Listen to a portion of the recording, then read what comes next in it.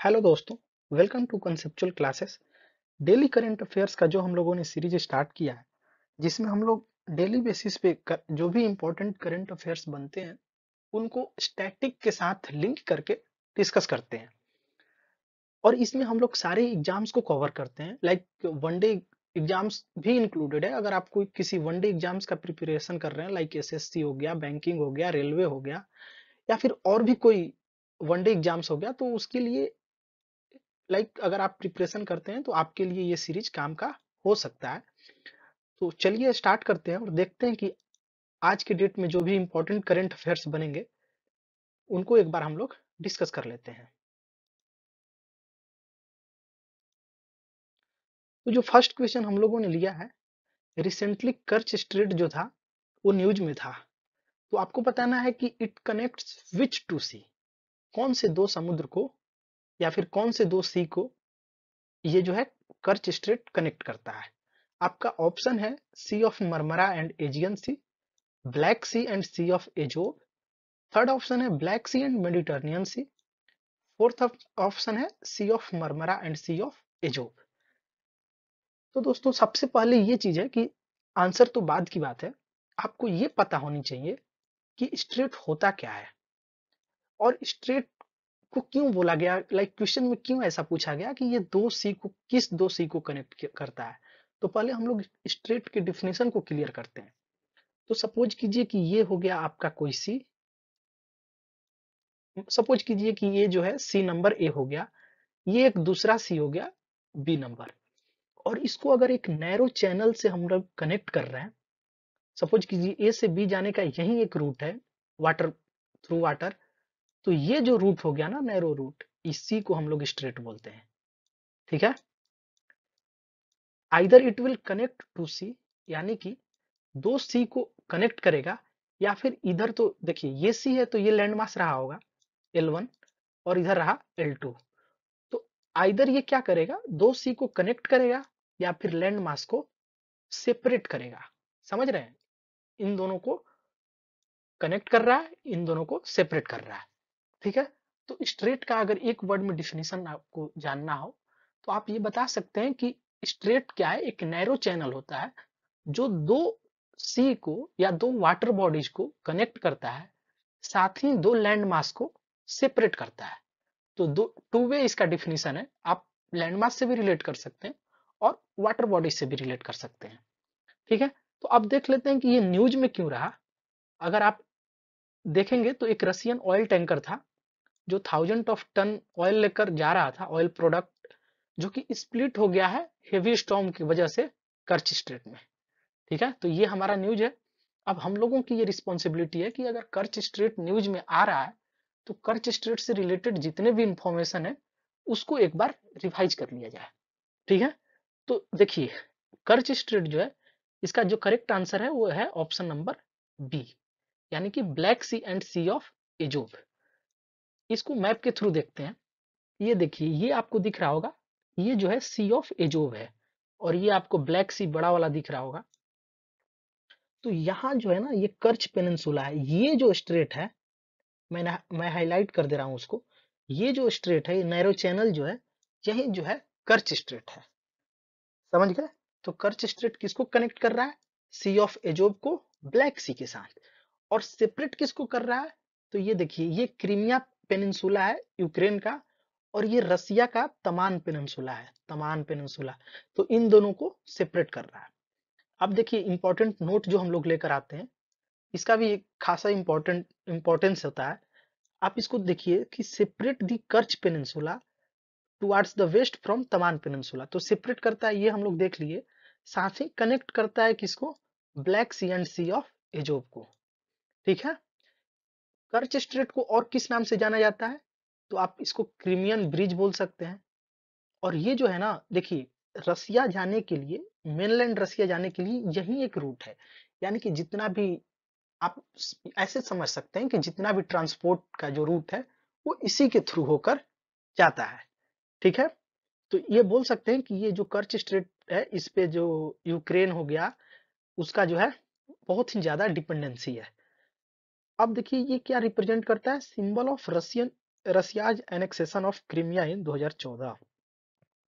तो देखिए थोड़ा सा हिस्ट्री में जाते हैं और देखते हैं कि 1991 में 1991 से पहले 1991 से पहले ये कोई कंट्री नहीं था।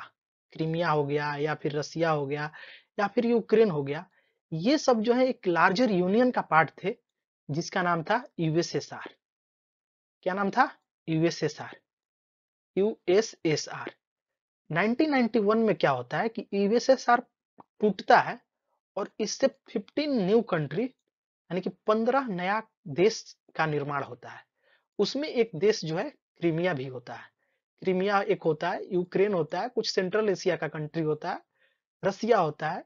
तो आप इस तरह से इसको भी ध्यान में रख सकते हैं कि 1991 में यूएसएसआर का ब्रेकडाउन होता है और वहां से देखिए अब इसके भी हिस्ट्री में आप जाइएगा ना तो एक कोल्ड वार चल रहा था 50s के बाद ही 60s से आप बोल सकते हैं कोल्ड वार का फेज चला रसिया और लाइक यूएसएसआर और अमेरिका के बीच। तो 1991 में क्या हुआ और देखिए अब यहां से कितना कनेक्ट किया जा सकता है आप ऐसे सोचिए कि 1991 का ही दौर है जब इंडिया में एलपीजी लागू किया गया। Liberalisation privatisation and globalisation, LPG. यानी कि हम लोगों का जो क्लोज्ड इकोनॉमी था या फिर क्लोज्ड तो नहीं था, सेमी क्लोज्ड बोल सकते हैं उसको, तो वहां से हम लोगों ने अपने इकोनॉमी को ओपन किया। अब देखिए थोड़ा हम लोग विषयांतर हो जा रहे हैं। अब यहाँ अगर आप देखिएगा तो आपको ये पता होना चाहिए कि क्लोज्ड इकोनॉमी क्या होता है, ओपन इकोनॉमी क्या होता है, क्यों 1991 के बाद ही हम लोग जो है अपने एलपीजी रिफॉर्म लागू किए। अब आपको बताना है कि 1991 में एलपीजी रिफॉर्म किसके टेन्योर में आया था और दो व्यक्ति का नाम आपको पता होना चाहिए, एक जो प्राइम मिनिस्टर उस समय के थे और दूसरा जो है फाइनेंस मिनिस्टर जो थे उस टाइम के, इन दोनों का नाम पता होना चाहिए। तो देखिए कहां से हम लोग कहां पहुंच गए। 1991 से अगर आप जोड़ेंगे तो यहाँ इससे पहले क्या चल रहा था, यूएसएसआर और अमेरिका में कोल्ड वार चल रहा था। 1991 में कोल्ड वार खत्म होता है और यूएसएसआर जो है ब्रेक डाउन हो जाता है। ब्रेक डाउन होने के बाद 15 नया कंट्री बनता है, उसमें से एक क्रीमिया भी होता है। ठीक है, समझ गए होंगे ये पूरा जो कर्च स्ट्रेट से रिलेटेड जितना भी इंफॉर्मेशन हो सकता है एग्जाम पर्पज से जो इम्पोर्टेंट हो, वो सारा इंफॉर्मेशन हम लोग एक जगह डिस्कस करने की कोशिश किए हैं। तो चलिए अब देखते हैं नेक्स्ट क्वेश्चन को। एक चीज और देख सकते हैं आप मैप के थ्रू कि ब्लैक सी को कौन कौन सा कंट्री जो है बाउंड्री शेयर करता है, बाउंड्री निर्माण करता है। तो रोमानिया हो गया, मोल्डोवा, यूक्रेन, रसिया, जॉर्जिया, तुर्की, आप यहाँ पर देख सकते हैं बुल्गारिया, ग्रीस। तो ये क्वेश्चन आ चुका है कि ब्लैक सी को कौन कौन सा कंट्री जो है बाउंड्री फॉर्मेशन करता है, ब्लैक सी के साथ कौन कौन सा बाउंड्री शेयर करता है, इस तरह से क्वेश्चन बन जाता है। तो लाइक ये तो याद तो नहीं होगा, लाइक कोई ये नहीं बोल सकता है कि आप एक एक चीज याद रखें, लेकिन एक चीज क्लॉकवाइज या एंटी क्लॉकवाइज डायरेक्शन में आप सोच सकते हैं। जैसे आप यहाँ ध्यान रख सकते हैं कि यूक्रेन यहाँ है, उसके बाद रसिया है, रसिया के नीचे जॉर्जिया है, जॉर्जिया के बाद तुर्की है। तो वो कभी भी ना अगर इस तरह से देखना हो तो लोग क्या करते हैं कोड वाइज याद करते हैं, जो कि बिल्कुल ही गलत है, क्योंकि कोड आपको एग्जाम में काम आएगा ही नहीं। आप आइदर क्लॉकवाइज सोचने की कोशिश कीजिए या फिर एंटी क्लॉकवाइज, कोई एक डायरेक्शन को फॉलो कीजिएगा, तो वो जो है चीजें ज्यादा दिन तक याद रहेंगी। ठीक है, फर्स्ट क्वेश्चन हम लोग डिस्कस कर लिए और पूरे डिटेल में डिस्कस कर लिए। होपफुली यहाँ से कोई भी क्वेश्चन बने तो आपसे छूटना नहीं चाहिए। चलिए नेक्स्ट क्वेश्चन को देखते हैं। तो देखिए नेक्स्ट क्वेश्चन है कि Google recently appointed whom as its new country manager in India. तो इंडिया में न्यू कंट्री मैनेजर किसको अपॉइंट किया है गूगल। गूगल ने हाल ही में भारत में अपने नए कंट्री मैनेजर के रूप में किसे नियुक्त किया है। ठीक है, तो इसका जो आंसर है वो है प्रीति लोबाना। प्रीति लोबाना, ऑप्शन नंबर ए। तो प्रीति लोबाना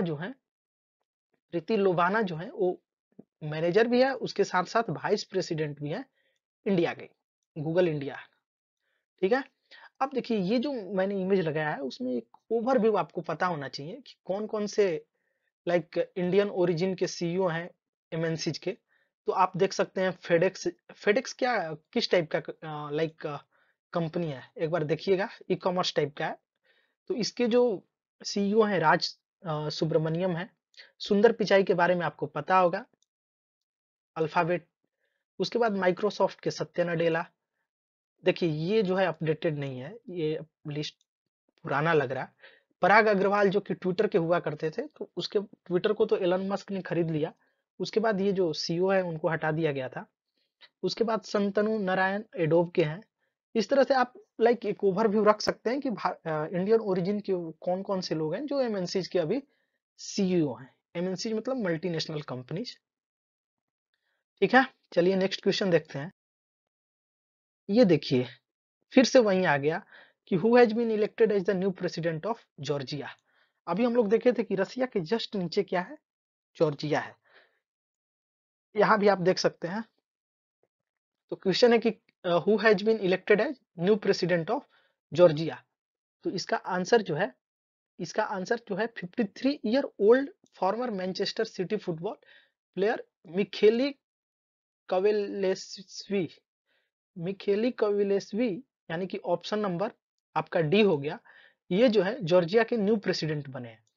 देखो भाई ये क्या थे, पहले फुटबॉल प्लेयर थे, मैनचेस्टर सिटी के साइड से खेलते थे, और ये अभी प्रेसिडेंट के लिए अपॉइंट हो गए हैं।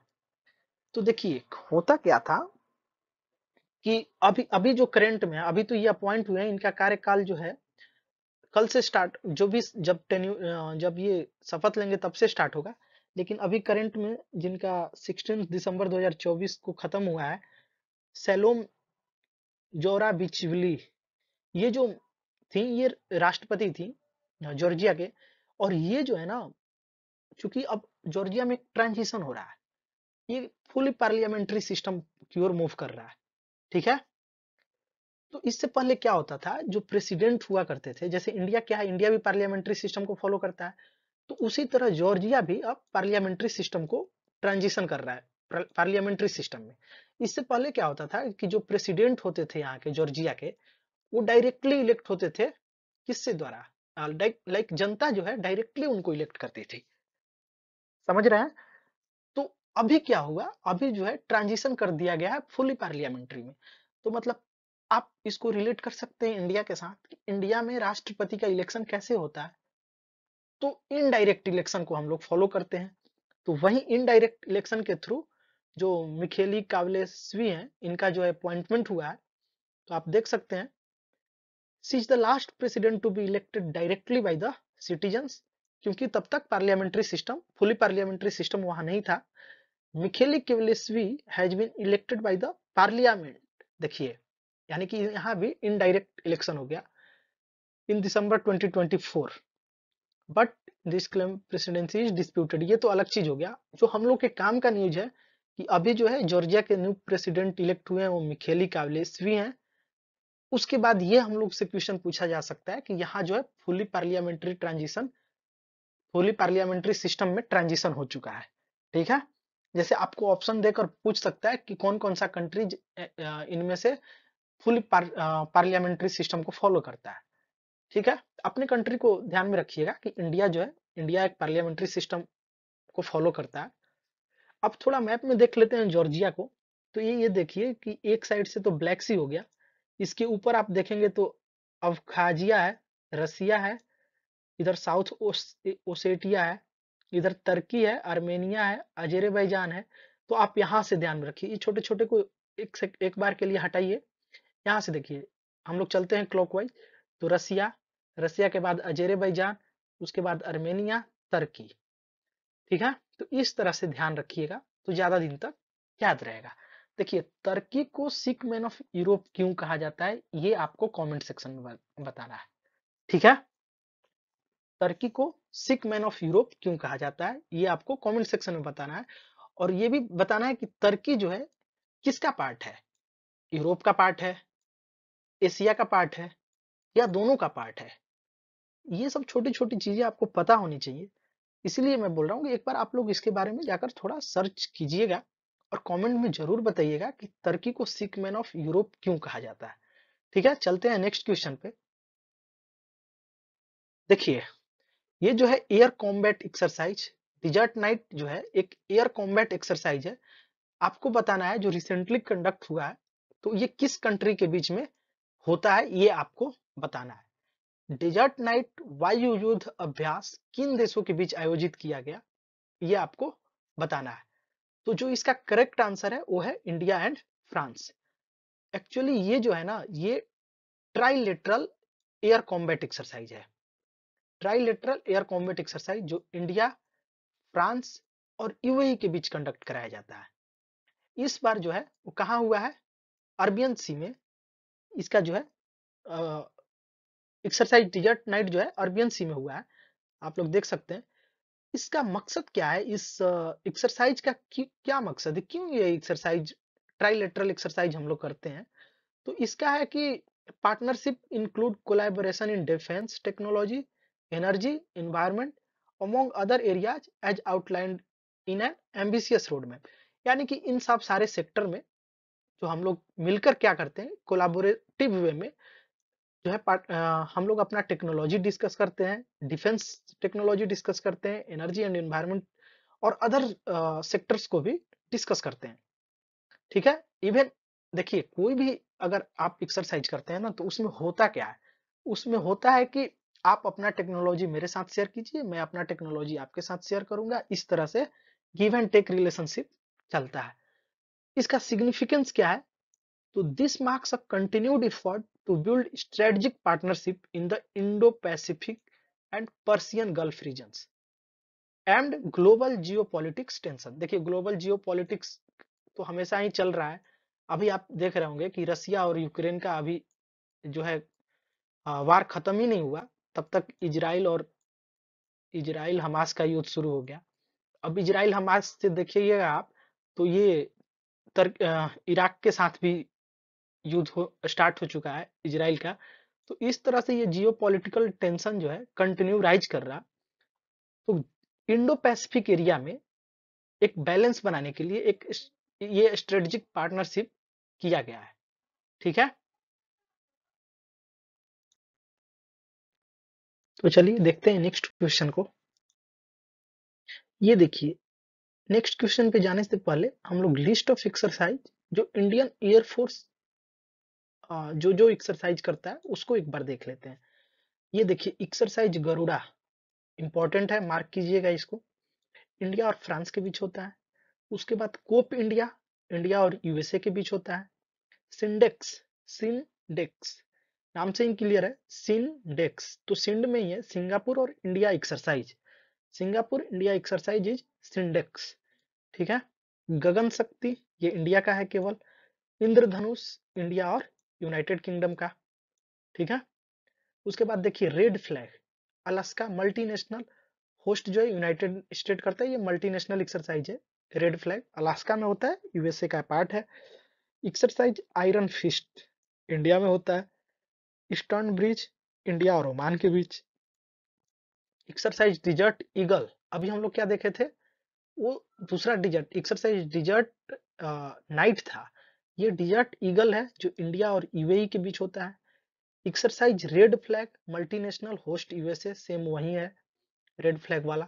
उसके बाद सियाम भारत, सियाम भारत ये इंडिया और थाईलैंड के बीच होता है। प्रलय श्याम, प्रलय श्याम जो है डिजास्टर रिस्पॉन्स एक्सरसाइज है। उसके बाद एक्सरसाइज इंदिरा, इंदिरा नाम से ही क्लियर है, IND stand for India, RA stand for Russia. तो एक्सरसाइज इंदिरा, तो कभी कभी अगर एक्सरसाइज में कंफ्यूजन हो ना, तो सबसे पहले आप उसको ब्रेक डाउन कीजिए।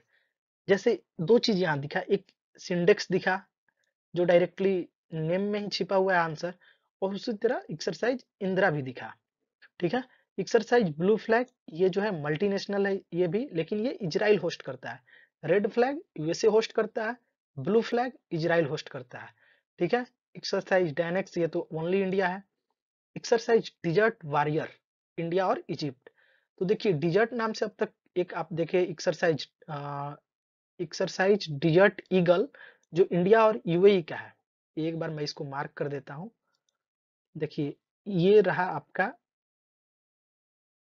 एक्सरसाइज, ओहो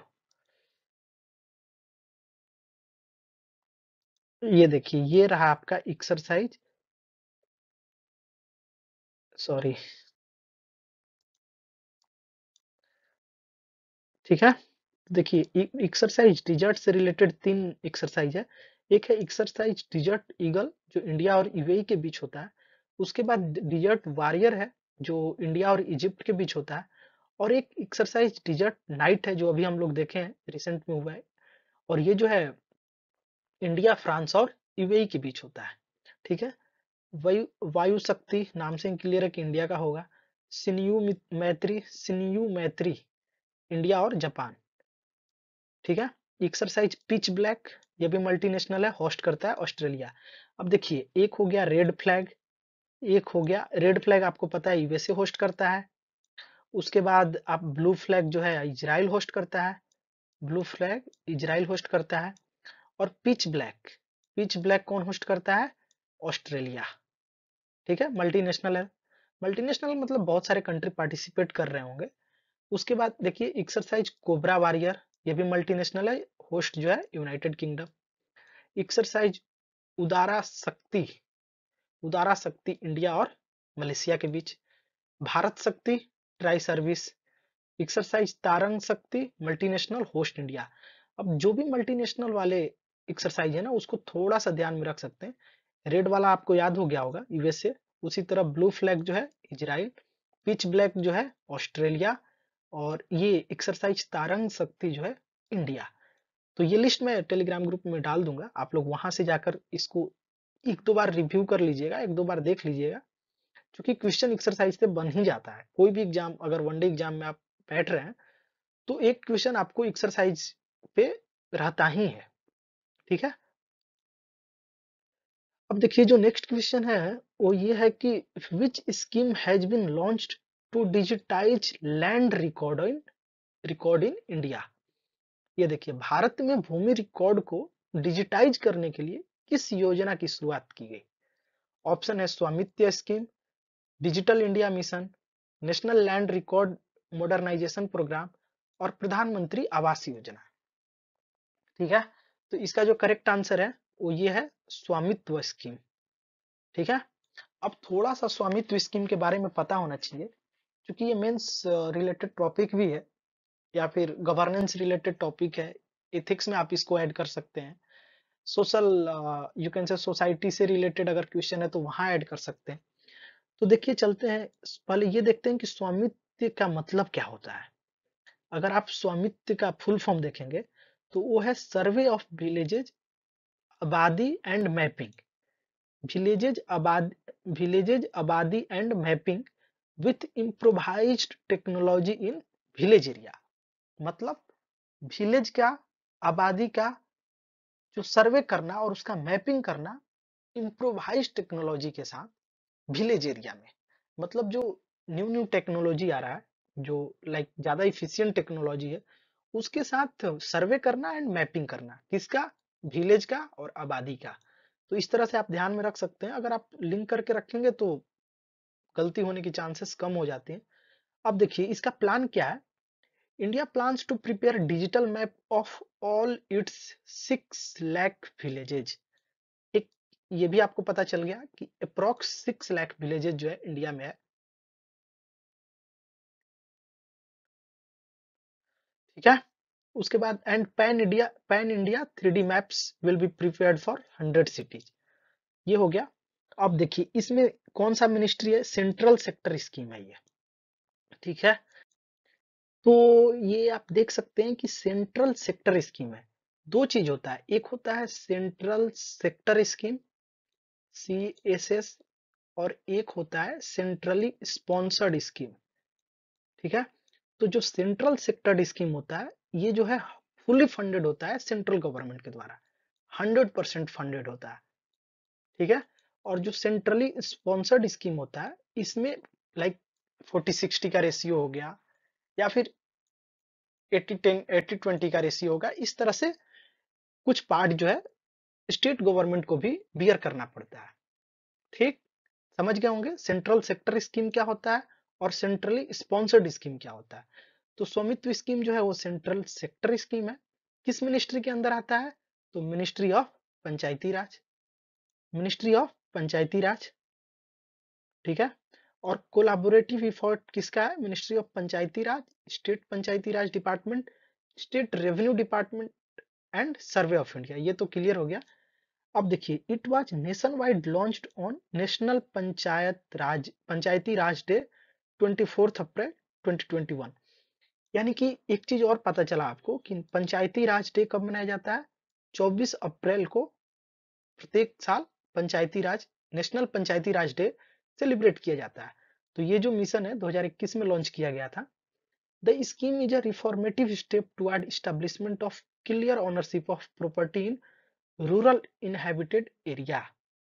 और ये कैसे होगा, मतलब ये जो है ये एक रिफॉर्मेटिव स्टेप है जिसमें आपको क्लियरली बताया जाएगा कि रूरल एरिया में अगर कोई प्रॉपर्टी है तो उसका कौन ऑनर है। ठीक है। अब इससे रिलेटेड बिहार गवर्नमेंट का भी अभी देख रहे होंगे, रिसेंट में सर्वे चल रहा था, तो उसी टाइप का है। अब इसमें किया क्या जाएगा, mapping of land parcel using drone technology. Drone technology के थ्रू जो लैंड पार्सल्स होंगे, लैंड का जो टुकड़ा होगा उसका मैपिंग किया जाएगा, और providing records of right to village household owners with issuance of legal ownership card, जिसको कि प्रॉपर्टी कार्ड या टाइटल डीड्स हम लोग बोलेंगे। तो इसमें क्या किया जाएगा, पहले मैपिंग किया जाएगा, उसके बाद जो यू कैन से जो लैंड पार्सल जिसको बिलोंग कर रहा होगा उसको एक कार्ड दिया जाएगा, जिसको कि आइदर प्रॉपर्टी कार्ड बोला जाएगा या फिर टाइटल डीड्स के तौर पे दिया जाएगा, और ये इंडिकेट करेगा कि इसके जो है आप लीगल ऑनर हैं। ठीक है। तो स्वामित्व स्कीम में क्या है, मैपिंग होगा, पहले सर्वे किया जाएगा विलेज और आबादी का, फिर मैपिंग किया जाएगा इम्प्रोवाइज टेक्नोलॉजी से, और ये एक क्या है, क्लियर ओनरशिप प्रोवाइड करेगा, लाइक जो भी लैंड बियरर होंगे या फिर लैंड के जो ओनर होंगे उनको। ठीक, समझ में आ गया होगा स्वामित्व स्कीम। चलते हैं नेक्स्ट क्वेश्चन पे। अब देखिए, one nation one election highlighted topic है, इसको हम लोग डिटेल में भी डिस्कस करेंगे, और इस पे मेंस आंसर राइटिंग भी करेंगे, क्योंकि ये इंपॉर्टेंट है, और रिसेंट जो भी एग्जाम होगा आइदर मेंस और पीटी, उसमें ये क्वेश्चन बनने की पूरी पूरी चांसेस है। तो देखिए, ये क्या हुआ था, एक कमिटी फॉर्म हुआ था under chairmanship of former president Ramnath Kovind. Ramnath Kovind ji के नेतृत्व में एक कमिटी गठन किया गया था, और ये कमिटी जो है वन नेशन वन इलेक्शन के लिए बनाया गया था। इसमें सुझाव मांगा गया था, रिकमेंडेशन मांगा गया था कमिटी से कि क्या फिजिबल है वन नेशन वन इलेक्शन, या फिर अगर फिजिबल है तो उसमें लाइक क्या क्या हर्डल्स आ सकता है, या फिर क्या क्या constitutional you can say constitutional hurdles क्या हो सकता है, कैसे इसको मतलब प्रॉपर एक रिसर्च करने के लिए एक कमिटी बनाया गया था रामनाथ कोविंद जी के नेतृत्व में। इसमें बहुत सारे और मेंबर्स भी थे, जैसे अमित शाह जी थे, और उस टाइम के लीडर ऑफ अपोजिशन जो थे कांग्रेस लीडर वो भी थे, जो बंगाल से एमपी हुआ करते थे, और भी बहुत लोग थे। तो उसको आप जाकर देख सकते हैं। फिलहाल जो हम लोगों के लिए ये जानना जरूरी है कि वन नेशन वन इलेक्शन में जो रामनाथ कोविंद जी का कमिटी जो रिपोर्ट सबमिट किया है, ये रिपोर्ट अराउंड 10,000 पेज का है, 10,000 10,000 पेजेज का है। तो इसमें क्या लाइक रिपोर्ट में क्या मेंशन किया गया है इसको देखते हैं। तो जो रिकमेंडेशन है साइमल्टेनियस इलेक्शन पे, साइमल्टेनियस इलेक्शन मतलब वन नेशन वन इलेक्शन को ही साइमल्टेनियस इलेक्शन बोला जा रहा है। तो इनका कहना है कि इलेक्शन जो होगा वो 2 फेज में होगा। जो फर्स्ट फेज होगा उसमें लोकसभा और असेंबली का इलेक्शन साइमल्टेनियसली होगा, और जो सेकेंड फेज होगा उसमें 100 डेज ऑफ जनरल इलेक्शन के 100 दिन के बाद या 100 दिन के अंदर आपको लोकल बॉडी में भी इलेक्शन कराना होगा। लोकल बॉडी मतलब जो ये टायर 3 सिटीज में जो होता है, जैसे पंचायती राज इंस्टीट्यूशन हो गया, या फिर म्यूनसिपैलिटी का जो इलेक्शन होता है, उसको बता रहा है कि 100 डे के विद इन आपको कंप्लीट करा लेना है। इलेक्ट्रोल रोल का अगर बात करें तो जैसे अभी क्या होता है कि पंचायती राज के लिए अलग इलेक्ट्रोल रोल आता है। जैसे पंचायत में आप देखेंगे कि पैक्स का चुनाव होता है तो उसका अलग इलेक्ट्रोल रोल होता है। उसके बाद अगर आप असेंबली का देखते हैं तो उसका इलेक्ट्रोल रोल अलग होता है। एमपी चुनाव लाइक पार्लियामेंट चुनाव का जो इलेक्ट्रोल रोल होता है वो अलग होता है। तो सारे इलेक्शन का इलेक्ट्रोल रोल अलग अलग बनाया जाता है। तो अभी जब साइमल्टेनियस इलेक्शन होगा तो उसके लिए कॉमन इलेक्ट्रोल रोल सबसे पहले बनाना होगा। ठीक है। Initiate detail discussion through out the country.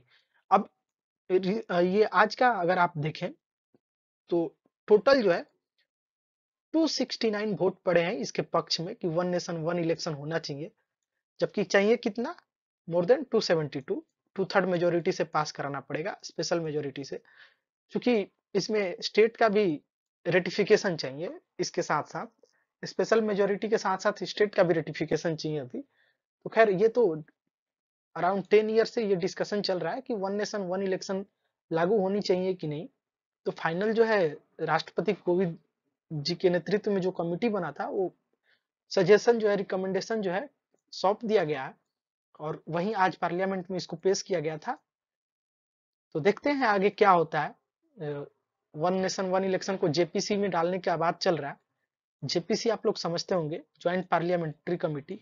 ये एक ऐसा कमेटी है, इसके बारे में आप लोग जाकर थोड़ा सा देखिएगा।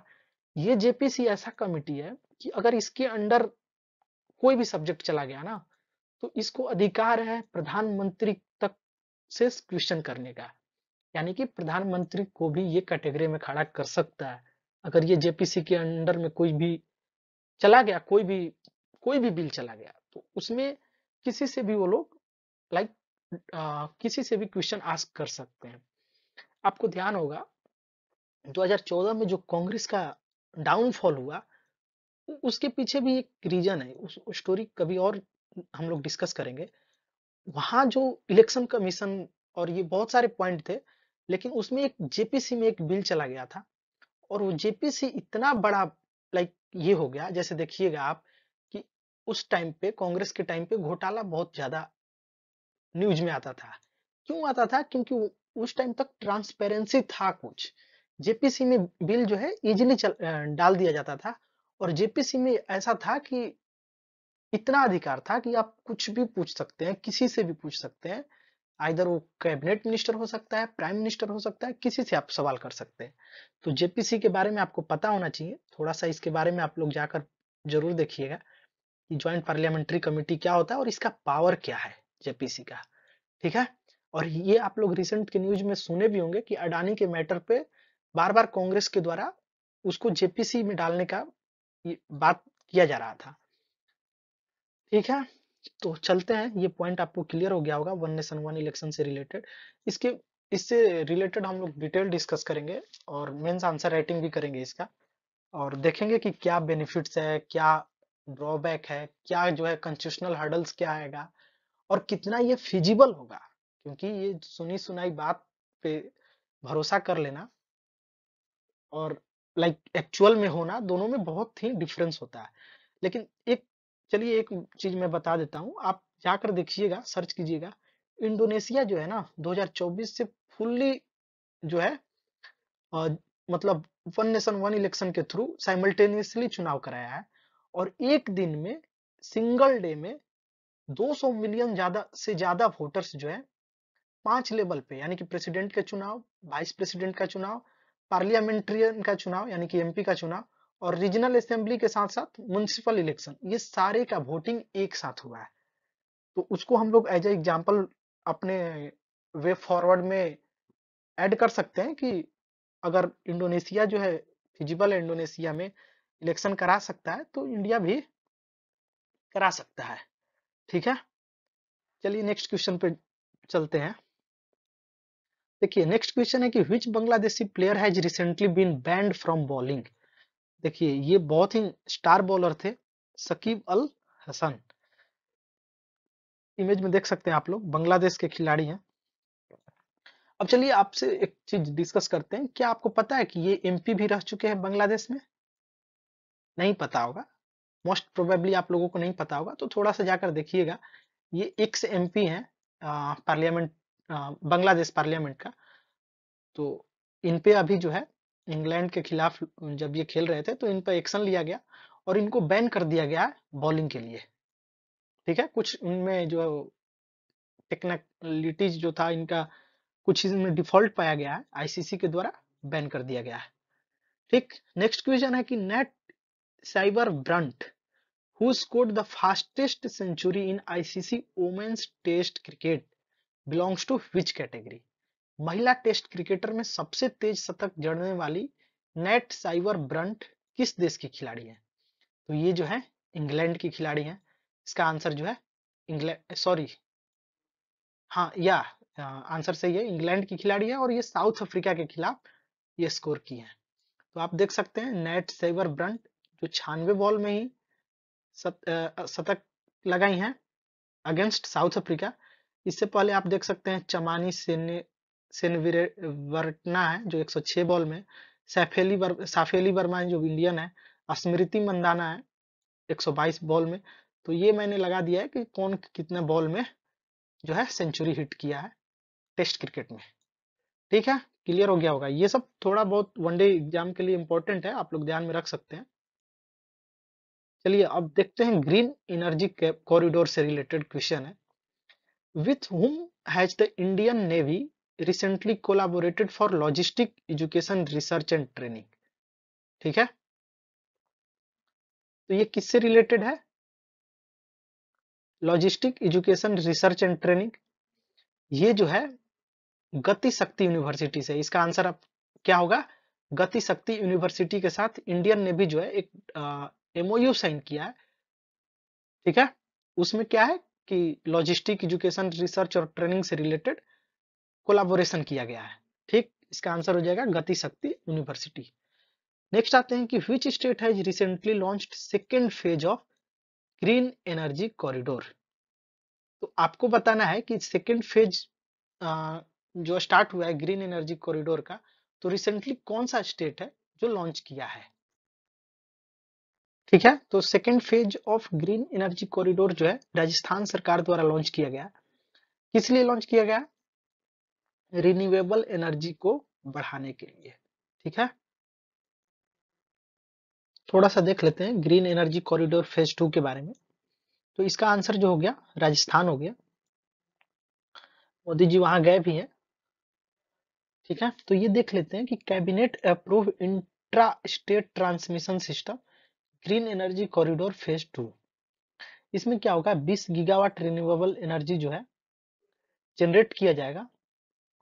7 स्टेट में इसको इम्प्लीमेंट किया गया है, गुजरात, हिमाचल प्रदेश, कर्नाटका, केरला, राजस्थान, तमिलनाडु, उत्तर प्रदेश। टोटल एस्टिमेट इतने करोड़ का है। सेंट्रल फाइनेंशियल स्टेट असिस्टेंट कितना दिया जा रहा है? 33%, और to be created over a period of 5 year. अब देखिए आपको ये बताना है ना कि अब तक कितने स्टेट जो है इसको लाइक फेज 2 को लॉन्च कर चुके हैं। ये आप लोग कमेंट सेक्शन में बताइएगा, थोड़ा गूगल कीजिए, देखिए कौन कौन से स्टेट जो है ऑलरेडी लॉन्च कर चुके हैं। टोटल 7 स्टेट है। ठीक है, चलते हैं नेक्स्ट क्वेश्चन पे। देखिए ये इंपॉर्टेंट है, थोड़ा इसका डिस्कशन थोड़ा करेंगे अच्छे से। यह कि in which city has India's first diabetes bio bank been established. तो आपको बताना है कि डायबिटीज बायो बैंक, भारत का पहला डायबिटीज बायो बैंक किस शहर में स्थापित किया गया। ठीक है, इसका आंसर है चेन्नई। ये आप वनडे एग्जाम के लिए याद रख सकते हैं। और स्टेट पीसीएस या यूपीएससी के लिए आपको डायबिटीज के बारे में पता होना चाहिए। ठीक, तो डायबिटीज को डिस्कस कर लेते हैं। बेसिकली जो डायबिटीज होता है वो दो तरह का मुख्य रूप से होता है, टाइप 1 और टाइप 2। इसके साथ साथ एक गेस्टेशनल डायबिटीज होता है जो प्रेगनेंसी के टाइम ही होता है ओकेजनली। उसके बाद एक टाइप 1.5 डायबिटीज भी होता है जिसको कि latent auto immune diabetes in adults.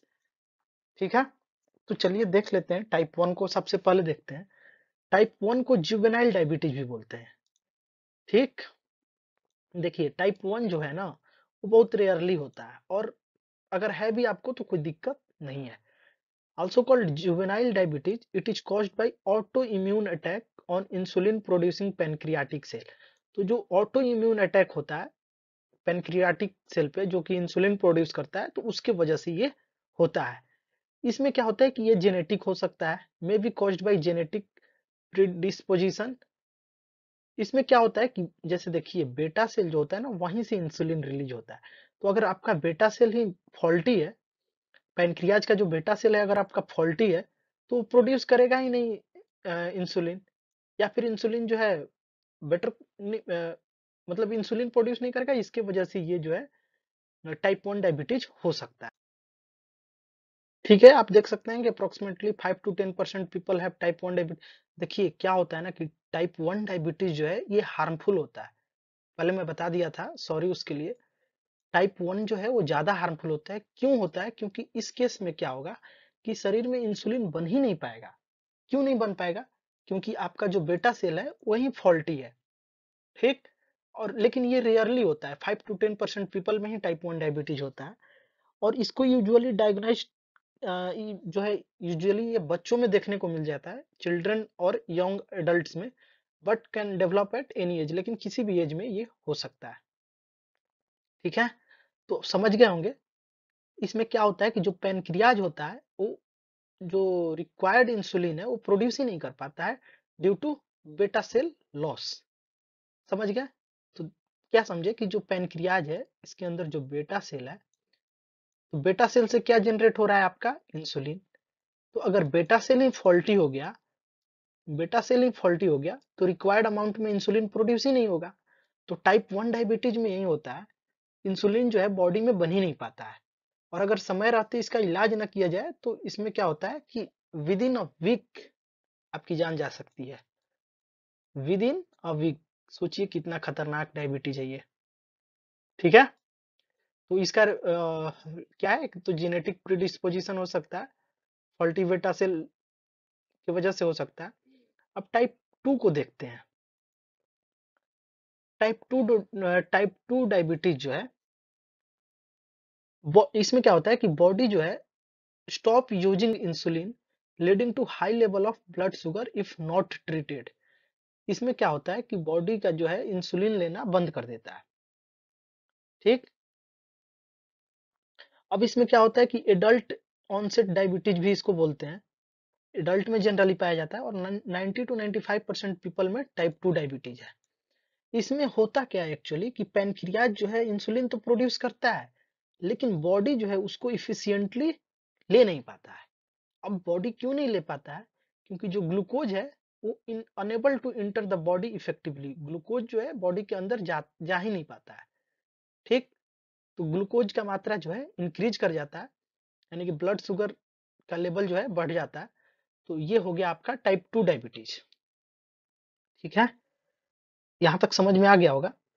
तो इसमें क्या हो गया टाइप 2 में है कि अगर आप अपने खान पान में अगर और लाइफ स्टाइल में अगर कंट्रोल करें तो इसको ठीक किया जा सकता है। ठीक। अब देखते हैं टाइप 1.5 डायबिटीज, जिसको कि हम लोग latent auto immune diabetes in adults भी बोलते हैं। ये जो है एडल्टहुड के टाइम होता है, sets in gradually like type 2 diabetes. Type 2 की तरह ही होता है ये भी। अब एक होता है गैस्टेशनल डायबिटीज, जो कि प्रेगनेंसी के टाइम होता है। Hyperglycaemia with blood glucose values above normal but below those diagnostic of diabetes develop during pregnancy. तो ये जो है खतर मतलब इसमें थोड़ा भी टेंशन की बात नहीं होता है, क्योंकि ये जैसे प्रेगनेंसी हो जाने के बाद ये ठीक भी खुद ही हो जाता है। ठीक है, अगर नॉर्मल प्रेगनेंसी का केस में क्या हो रहा है, आप देख रहे हैं कि नॉर्मल ग्लूकोज है, नॉर्मल ग्लूकोज ब्लड में है और नॉर्मल इंसुलिन है। लेकिन अगर प्रेगनेंसी गैस्टेशनल डायबिटीज होगा तो ब्लड में क्या होगा, ग्लूकोज का मात्रा बढ़ जाएगा, और ग्लूकोज का मात्रा बढ़ जाएगा तो उसके वजह से इंसुलिन बढ़ जाता है।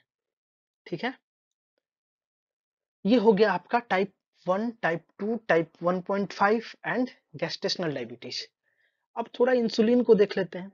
इंसुलिन जो है ये वर्ड ड्राइव हुआ है दो वर्ड से, इंसुला जिसका मतलब होता है island, named after the pancreatic islets of Langerhans. ठीक है, इसको डिस्कवर किए थे sir Frederick G Banting, Charles H Best and J J R Macleod. 1921 में इसका ये तीन लोग मिलकर डिस्कवर किए थे इंसुलिन का। ये जो है produced mainly in large amount by beta cell in pancreas. देखिए पैनक्रियाज में जो बेटा सेल है वही जो है लार्ज अमाउंट में इंसुलिन प्रोड्यूस करता है। Insulin is secreted mainly in response to high blood glucose level, regulating blood sugar by responding to its rise. तो ये क्या करता है, ब्लड शुगर को रेगुलेट करने का काम करता है। ठीक है, फंक्शन क्या है, prevent utilization of fat as an energy source, ठीक, उसके बाद without insulin the body shift to using fat to energy. ठीक है, तो देखते होंगे आप लोग इंसुलिन बहुत लोग लेते भी हैं। Regulates amino acid uptake in body cells. उसके बाद causes liver muscle and fat cell to absorb glucose from blood. Blood से ग्लूकोज को ऑब्जॉर्ब करने के लिए इंसुलिन जो है लीवर मसल्स और फैट सेल को, मतलब इसके थ्रू ग्लूकोज को ऑब्जर्व किया जाता है। Maintain balanced blood glucose level को मेंटेन करने में काम करता है। Convert glucose into glycogen for liver and muscle storage. तो इंसुलिन क्या करता है, ग्लूकोज को ग्लाइकोजेन में कन्वर्ट करता है। ठीक है, तो ये 2-3 पॉइंट इसमें से ध्यान रख सकते हैं कि फैट का यूटिलाइजेशन जो है उसको प्रिवेंट करता है एज एन एनर्जी सोर्स। उसके बाद without insulin the body shift to using fat for energy.